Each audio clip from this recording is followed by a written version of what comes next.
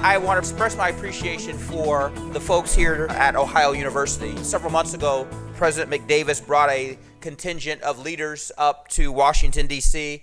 We had a wonderful conversation that was facilitated by Jeff Finkel, and I enjoyed that very much. And I enjoy your hospitality here today. In nature, anytime a penguin would wander into the land of bobcats, it would probably not end up very good for the penguin. So as a Youngstown State University Penguin, thank you for your hospitality and welcoming me down to the land of bobcats. I appreciate the Voinovich School for hosting us here today. And this university's commitment to leading in regional collaboration, supporting entrepreneurship and innovation is critical, and it's not something that we take for granted at all. And again, this school and the Voinovich School in particular and EDA have a very strong working relationship because along with the other partner of Bowling Green State University, together they work closely as our university center presence in this region, and that's something that is of significant benefit that I'll talk about in just a minute. From my experiences in Youngstown, understanding the importance and the critical role that universities play in impacting their respective regions. So we're proud of that partnership, and I thank you for that leadership. Again, Youngstown State University has played a critical role in helping to advance the overall, not just the city of Youngstown, but the entire region. So as I have a chance to talk to, in my previous capacity and in my current capacity, other stakeholders in this region, and they talk about the benefit and the work that is being promulgated here and what it means to the quality of life and to the quality of the economy here, it's something that I'm excited to talk about in other parts of the country. The State of the Region Conference provides us a great opportunity not only to talk about it here, but then to share those best practices with other regions. And before I get into very brief comments, let me acknowledge and recognize some very important people who are in the audience. First and foremost, the EDA staff in our regions does a great job. We have 6 regional offices and their headquarters office in the region, and there's a number of talented staff in Washington, D.C. who assist and travel with me and do a wonderful job in helping prepare. But I also make it a point to acknowledge the staff in our regional offices who are on the ground working with our stakeholders.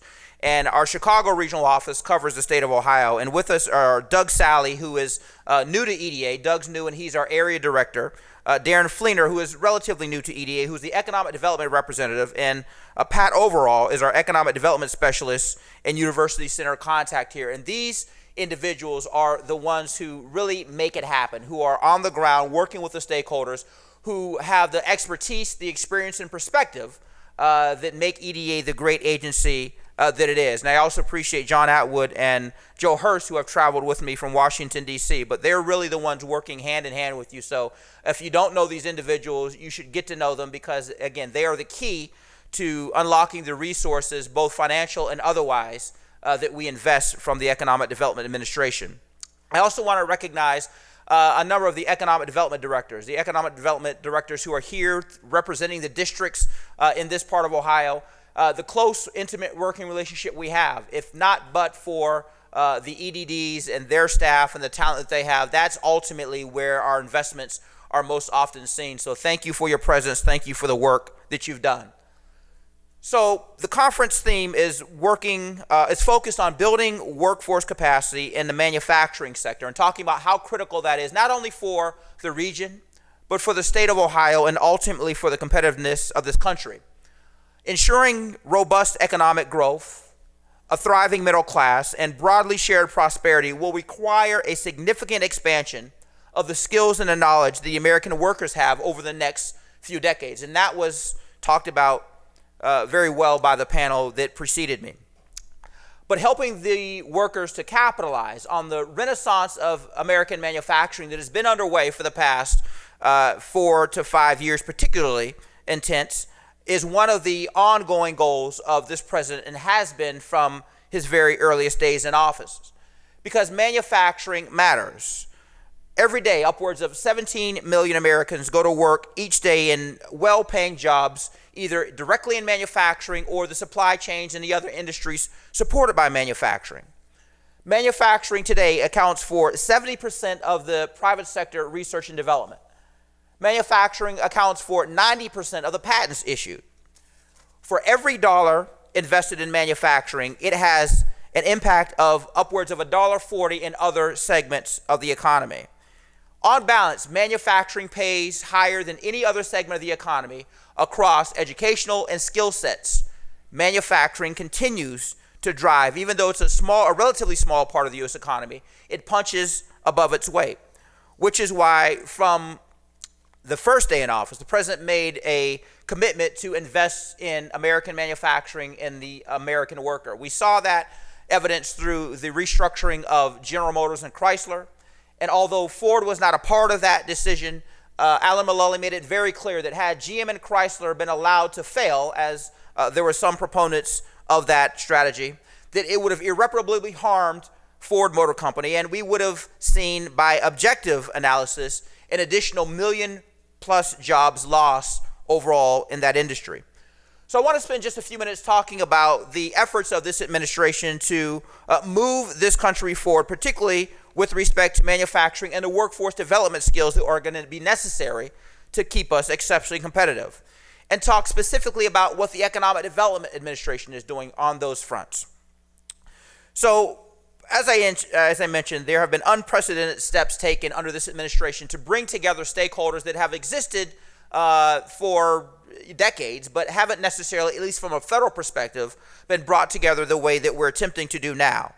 Business leaders, educational leaders, workforce and economic development organizations, local governments, as well as the philanthropic community, to prepare American workers for jobs that are not only in demand today, but will be in demand for the foreseeable future.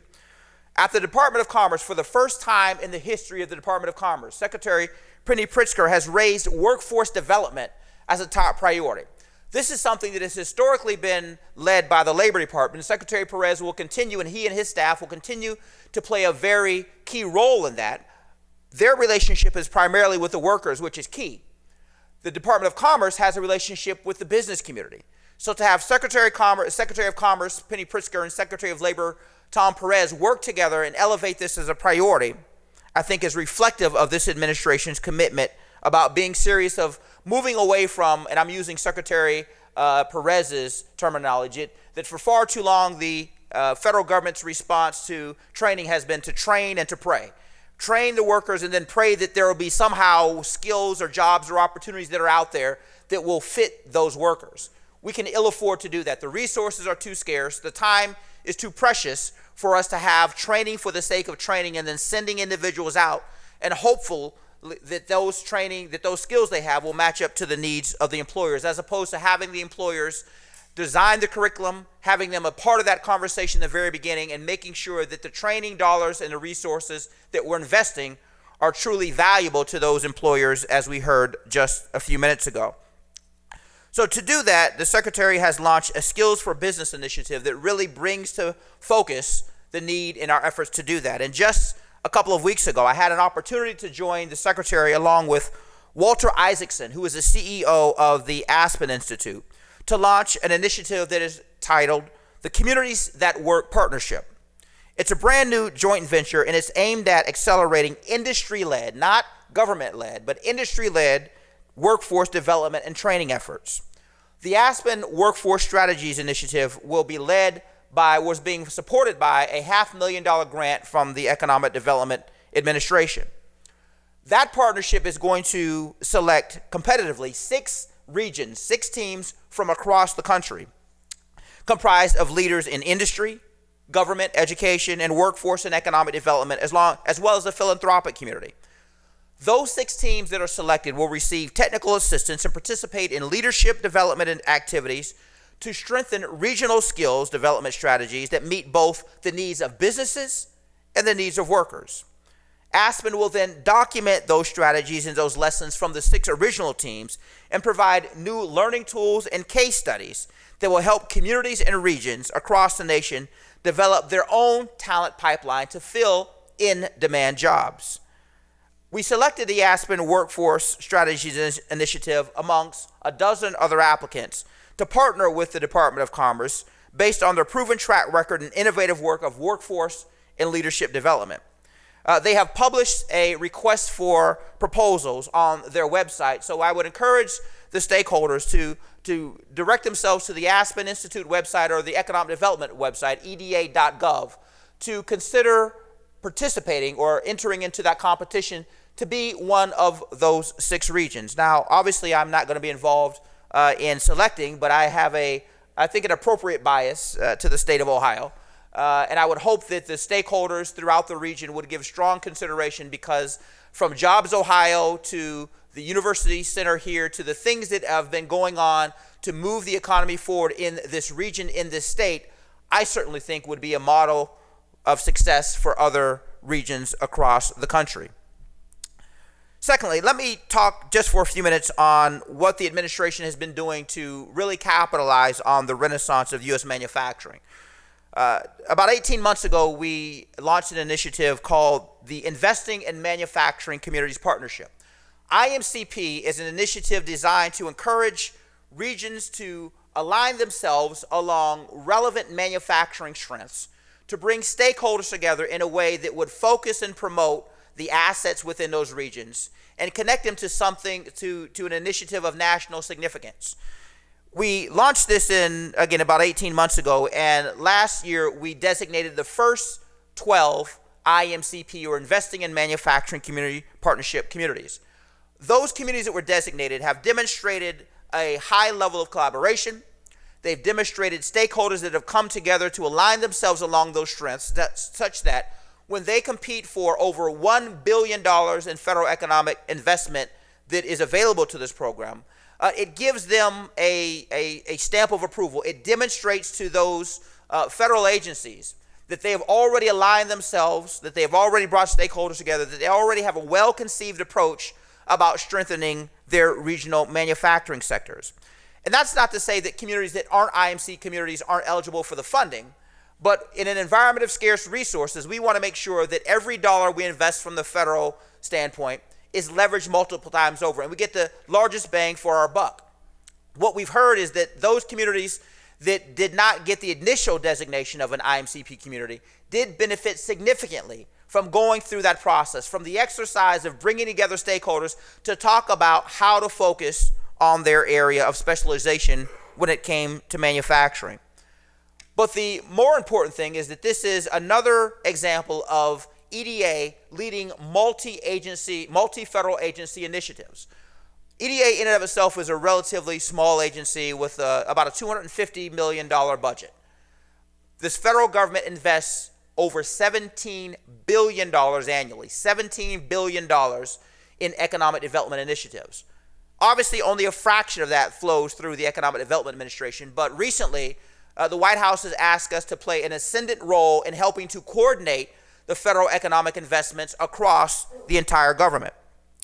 So as we enter our 50th year as an agency, we'll be playing a more prominent role, and it's really because of the relationship that we've established with communities across the country through our economic development districts, through our regional staff, and most importantly, through our CEDS, our Comprehensive Economic Development Strategies, which is the fundamental document that links us and establishes a relationship with the federal government, that local communities, local stakeholders, they identify their priorities. It's a bottoms-up strategy that allows us to make selected investments as you have deemed them a priority. That has proven to be very effective to the extent that other federal agencies, we're working with other federal agencies to adopt a very similar process where other federal agencies, whether it's HUD or EPA or DOT, will begin to recognize the EDA CEDS as an equivalent economic development document for their investment decisions, and EDA will do the same thing. We're trying to bring a bit of parity so that when you're dealing with a federal agency, you're not having to create multiple plans and multiple approaches when it comes to federal economic development investments.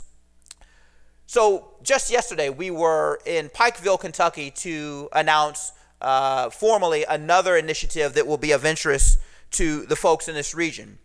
And that is the POWER Initiative, the Partnership Opportunities for Workforce and Economic Revitalization.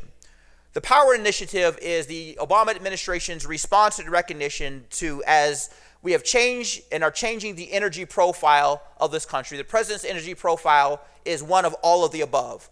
We will see renewables, we will see nuclear, we will see fossil fuels as a continued part of the U.S. energy profile. But the reality is that has been changing for a number of years, and that the dominance and the reliance that we've had on fossil fuels in this country is going to be lessened, and that there are initiatives underway to make sure that we have an environment that we and future generations can enjoy. The reality is that means that there are some communities that have relied on fossil fuels as a part of their economy for a number of years that are going to go through some difficult economic transition. This administration is committed to making sure that there are resources, financial, technical, planning, and otherwise, to assist those communities in rebuilding and diversifying their economy. This hits home to me because having come from Youngstown, Ohio, although I was very young when the steel mills ultimately, when Black Monday hit in Youngstown, September 19th, 1977, I've been around long enough and have had enough conversations to know that there was no coordinated federal response when the manufacturing of steel began to shift significantly in this part of the country. In places like Cleveland, Ohio, and Pittsburgh, Pennsylvania, and Youngstown, and Gary, Indiana, there was no coordinated federal response, although there were requests made to do so. And unfortunately, it took places like Youngstown decades to come to the realization that the world had changed, that us sitting around waiting for somebody to owe us, or we felt that someone owed us something, that we were going to have to embark upon a long, difficult journey, not for a federal bailout of the steel manufacturing, but to receive the type of guidance, assistance that would have helped us 20 years ago to not have to embark on the path that we did. That being the case, we are seeing a coordinated federal response through the Power Initiative. Again, this isn't a bailout of coal communities, but it's a recognition that there is going to be significant assistance and investment needed, starting with federal assistance, but then ultimately private investment to help these communities diversify, to help them transition to a more stable and opportunistic future. So we announced in April $3 million in planning grants to these communities, which was just the start. And yesterday, Secretary Perez, I had a chance to join him and other federal leaders, Earl Gold of the Appalachian Regional Commission and others, Lillian Salerno of the U.S. Department of Agriculture Rural Development Office, to announce an additional $35 million that will be available to the communities undergoing that transition. And I'm excited about the fact that although it's a multi-agency initiative, EDA will be the coordinating agency to make sure that those communities that are undergoing that transition receive the assistance that they need. And I'm also pleased to say that this is an ongoing commitment by this administration. So let me conclude with this. We've talked about here the importance of making sure that the workforce skills that are available, or the workforce skills that the residents of our communities possess, are matched with the demands of the employers both today and tomorrow. There is a recognition that some of the approaches that we've used at the federal level in the past have not worked, but there is an ongoing commitment from this administration to make sure that we continue to experience the economic renaissance that has been underway for the past 60 months. I always like to close with the perspective of remembering how far we've come in this period of time, that when we took office under this administration, we were facing unprecedented economic decline, greater than anything this country had experienced outside of the Great Depression, losing 800,000 jobs a month, seeing unemployment exceeding 10% and much higher in many parts of the country. Well, things have gotten better. We've seen 62 months of growth in the private sector, 62 consecutive months of job growth in the private sector, adding over 12.3 million jobs. We have seen unemployment down to 5.4%. Just over the past year, over 3 million jobs have been added in the private sector. We have seen the renaissance of manufacturing, the likes of which many people just 3 or 4 years ago thought would never happen. More than 16 million Americans have been given access to affordable, quality health care. But the president is clear to say that there is more work to be done, and that's why we appreciate the efforts of folks here in this region and doing what they're doing to move the state of Ohio forward. So I would conclude by saying that the state of our region is full of opportunities. The state of our region is growing stronger, but the state of our region also faces significant challenges. The only way that we will overcome those challenges and take advantage of those opportunities and ultimately fulfill the potential that exists in this great state is through a focused strategy, through the level of collaboration that has been demonstrated here today and will be necessary to move forward. ultimately, the United States economy is a collection of regional economies. And when our regional economies thrive, this country thrives. You have a president in President Obama, you have a Secretary of Commerce in Penny Pritzker, and an Economic Development Administration leader in myself who believe that when we bring the stakeholders together, when we are willing to take smart risks and make smart investments, good things happen. So thank you for the leadership that you have demonstrated. Thank you for the level of collaboration. Thank you for supporting the efforts of not only this administration, but more importantly, for us being able to point to successes in this region, successes in this state that we can take and share with other parts of the country. So it's always great to be home. I'm always excited about the opportunity to hear the good news. And remember, we are an ongoing partner with you in terms of our investments, in terms of our technical assistance, and look forward to your ongoing success. Thank you very much.